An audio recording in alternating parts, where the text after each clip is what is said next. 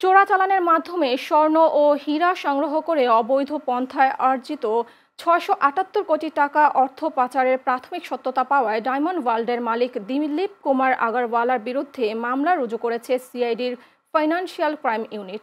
আজ সিআইডির বিশেষ পুলিশ সুপার জসিম উদ্দিন খান এই তথ্য নিশ্চিত করেছেন।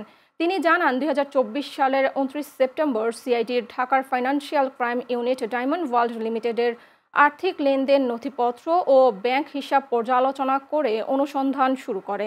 অনুসন্ধানে দেখা যায়, প্রতিষ্ঠানটির স্থানীয় বাজার থেকে চোরাচালানের মাধ্যমে স্বর্ণ ও হীরা সংগ্রহ করে অবৈধভাবে অর্থ উপার্জন করেছে।